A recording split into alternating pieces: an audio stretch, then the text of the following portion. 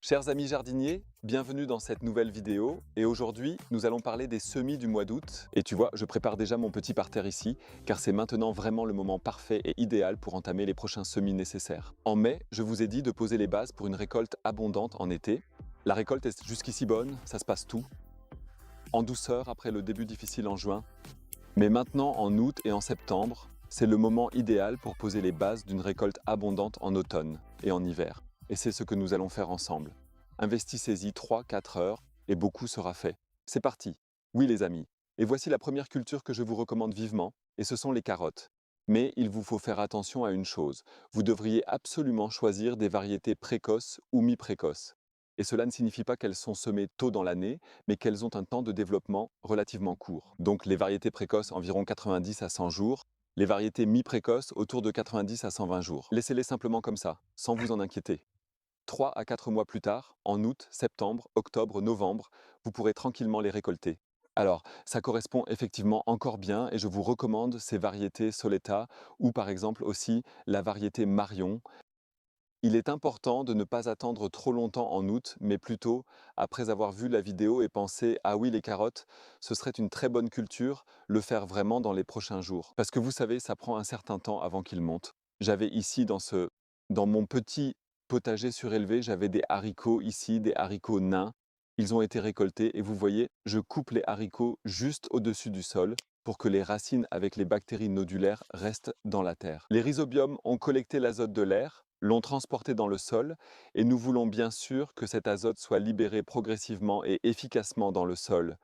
Si nous arrachons toute la racine, vous imaginez ce qui se passe. L'azote, on l'extrait simplement ici, et il ne reste pas dans le parterre. Donc, coupez toujours les haricots juste au-dessus de la racine. Vous pouvez faire de même avec les pois. Ils ont aussi ces petites bactéries nodulaires sur leurs racines. Et une fois que nous aurons enlevé tous les haricots nains de ce petit parterre surélevé, les plants de piment y resteront évidemment. Ils devraient nous donner une récolte abondante cette année.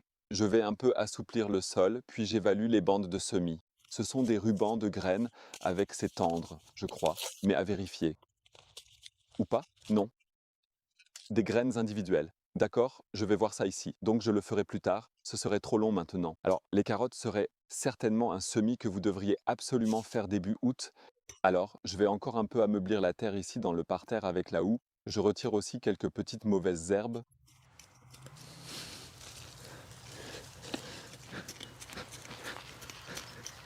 J'utilise toujours ces petites planches pour former les sillons. Il faut garder 35 cm entre chaque rangée de carottes pour une croissance optimale et un bon développement des racines. Ensuite, les graines sont placées dans les sillons. Honnêtement, je préfère utiliser des rubans de semences pour les carottes afin d'assurer une répartition plus régulière. Maintenant, j'ai un petit exercice de patience. Et une fois que vous avez mis toutes les graines dans les sillons, recouvrez-les légèrement, gardez-les bien humides pendant les prochaines semaines et vous aurez déjà fait vos premiers semis en août. Oui, continuons avec la prochaine culture de légumes que l'on peut semer en août, en l'occurrence les oignons ciboulettes d'hiver. Alors, réfléchissons un instant, qu'est-ce qu'on vient de semer? Ce sont des carottes, n'est-ce pas? Et les carottes et les oignons font une excellente culture mixte. Alors, on peut les oignons perpétuels, entre les rangs de carottes, semer. Vous devriez aussi le faire début août. Ne le repoussez pas trop longtemps et vous pourrez récolter les jeunes pousses d'oignons en automne et à la fin de l'automne. Vous pouvez les couper en petits morceaux, les mettre sur une bonne tartine.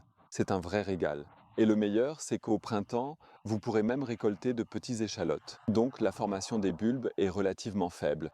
Donc vous ne devez pas vous attendre à des bulbes énormes au printemps, mais un petit échalote mince, vous pouvez en récolter de chaque. Poireau perpétuel. L'année dernière, j'étais vraiment enthousiaste et je l'avais fait aussi la dernière fois. Cette année, c'est sûr, je le refais. Peut-être que vous devriez essayer aussi. Voici les carottes, voici les ciboules d'hiver, des carottes, des ciboules d'hiver, des carottes. Ça va être bien arrosé et il faut toujours garder humide. Alors, nous avons déjà ici ressemé ce premier petit carré potager. Ce n'était vraiment pas si difficile à faire. Passons à la prochaine culture potagère que je vous recommande en août. Alors, qu'est-ce que c'est? Qui le sait? Oui, logique et difficile à reconnaître. Ce sont des jeunes plants de chou rave. Je les ai achetés hier au jardinage. Un plateau, je crois, coûtait 1 050 €. Je trouvais ça juste. Si vous n'avez pas envie de jeunes plants maintenant et préférez semer directement, choisissez des variétés qui se développent très vite. Par exemple, Azure Star en est un, mais ne tardez pas trop, il est impératif de planter les graines sans plus attendre, surtout en cette saison. Peut-être aussi commencer à réfléchir un peu plus loin, au cas où l'hiver arriverait tôt cette année. Comment puis-je protéger les plantes contre les gelées? Donc peut-être un châssis froid ou alors vous avez une bâche que vous pouvez mettre par-dessus la plante. Quoi qu'il en soit, parlons maintenant un peu de la plantation des jeunes plants, maintenant en août. Si je voulais vraiment planter les choux raves, je ne le ferais absolument pas en ce moment de l'année. Il est presque midi. Je suis ici sous le soleil à 30 degrés. Il fait tellement chaud. Et si vous imaginez planter les jeunes plants dans les plates-bandes maintenant, ils tombent et sans chance, ils ne se rétablissent plus. Donc vraiment arroser seulement en soirée. Garder toute l'histoire bien humide les prochains jours. Éventuellement, si le lendemain il fait vraiment très chaud, prévoir encore de l'ombre supplémentaire. Qu'ils puissent d'abord s'établir un peu sur le site. Imaginez-vous, ils viennent tout juste du magasin de bricolage. Il n'y avait pas beaucoup de soleil. Donc ils doivent d'abord s'adapter un peu aux conditions ici. Alors prenez toujours votre temps les gars, utilisez les heures du soir et ne vous précipitez pas. Ne dites pas j'ai du temps maintenant, je suis en pause et je vais jardiner, car cela peut attendre un moment plus opportun, ce n'est pas une bonne idée. Je fais juste une petite pause déjeuner pour me remettre un peu de la chaleur. Et quand je mange mes propres carottes du jardin, elles sont tellement sucrées, et quand j'arrive quelque part, j'en apporte quelques-unes, et les gens disent alors aussi quelles sont ces carottes? On n'a pas eu un goût comme ça dans la bouche depuis des lustres, peut-être la dernière fois enfant. Vous connaissez peut-être ça quand vous allez au supermarché acheter des carottes. Elles sont vraiment belles, énormes, oranges, et elles mordent dedans et tout. D'accord, un peu d'air et ils sont là. Après 3 jours, ils sont noirs car complètement surfertilisés. Mais si vous cultivez vos carottes, vous verrez la différence. Par conséquent, je vous recommande vraiment, si vous n'avez pas encore beaucoup investi dans la culture des carottes, de le faire. Ça en vaut vraiment la peine. Passons aux 2 prochaines cultures de légumes à semer maintenant en août. Et ça, ce sont des petits pois, et ça, des haricots nains. Restons d'abord sur les haricots nains, ils sont faciles à cultiver. En mai, j'ai donc semé les premiers haricots. Ils ont très bien germé, ça a super bien marché. Énorme récolte cette année.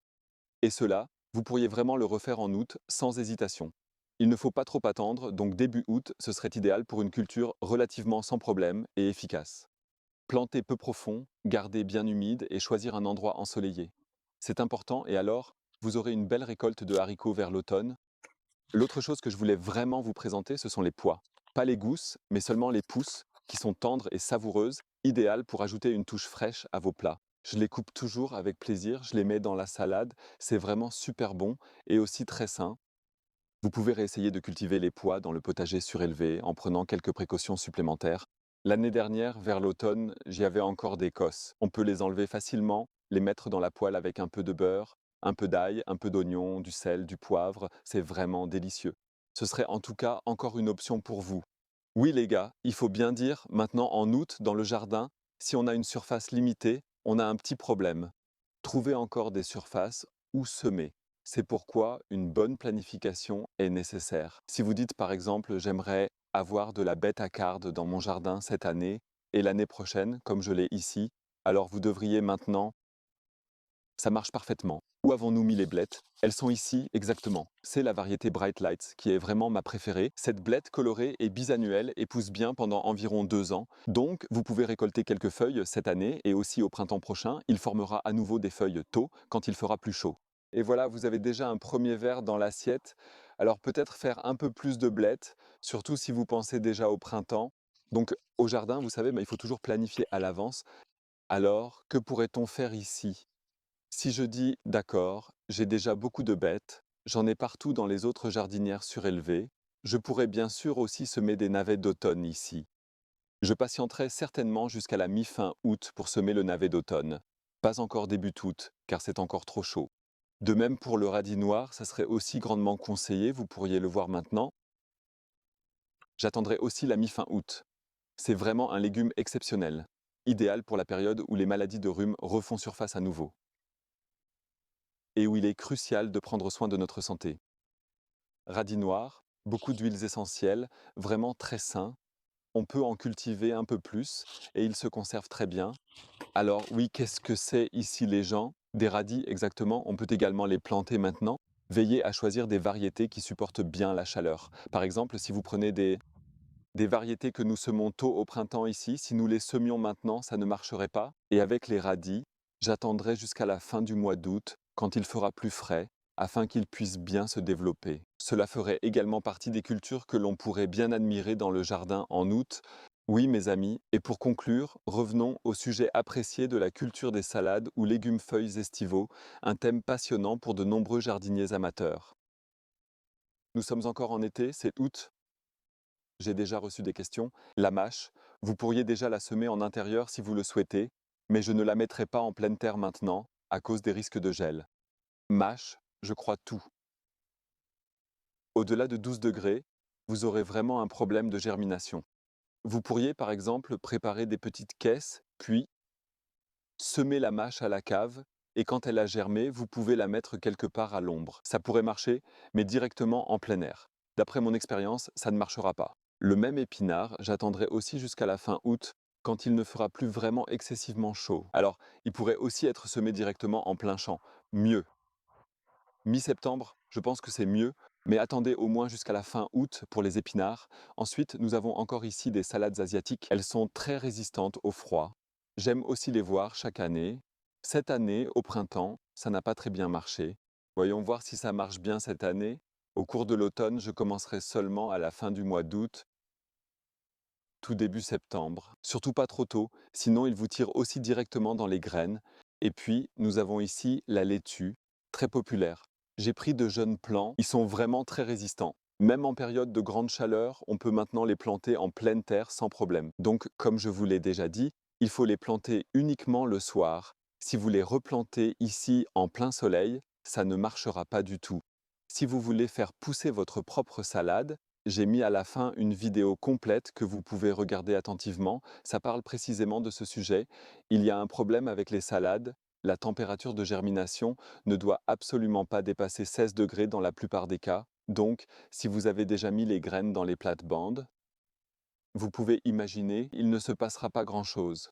Préparez des petites caisses, les mettre à la cave où il fait un peu plus frais, les garder bien humides, et là, faire grandir les jeunes plants pour les monter après la germination. Les mettre à l'ombre là où il fait plus frais et les jeunes plantes pourront pousser. Mais maintenant, directement en plein air, ça ne va pas du tout marcher. Donc les laitues feuilles de chêne sont certainement recommandées, les laitues Batavia sont recommandées, les endives sont recommandées. Elles sont aussi relativement résistantes au gel. Ce seraient des variétés de salades qu'on pourrait semer maintenant, faire pousser en serre, mais pas directement dans le potager. Et pour tous ceux qui veulent cultiver du chou frisé et des choux de Bruxelles cette année, alors si vous pouvez encore obtenir des jeunes plants, allez vite, vite, vite les mettre en pleine terre. Avec un peu de chance, ça marche encore. Ça, c'est du chou de Bruxelles, ici aussi encore du chou de Bruxelles. La plante va maintenant bénéficier d'un petit programme de soins. Les petites limaces se sont un peu déchaînées, mais ça a quand même bonne allure. Alors je pense que cette année, ça pourrait vraiment marcher. Parce que les choux de Bruxelles et moi, on n'a pas vraiment été de bons amis jusqu'à présent, les gars. Il y avait toujours un escargot, une mouche blanche ou une puce de terre du chou qui s'en mêlait. Mais bon, il faut bien un petit défi aussi pour affronter les jours frais de l'automne. Celle-ci est à moi. N'hésitez pas à me dire dans les commentaires quels défis vous rencontrez dans votre jardin cet automne, ce que vous avez déjà semé en août ou ce que vous allez semer bientôt. Merci pour votre temps et pour votre abonnement. À bientôt, votre Robert Dottorando.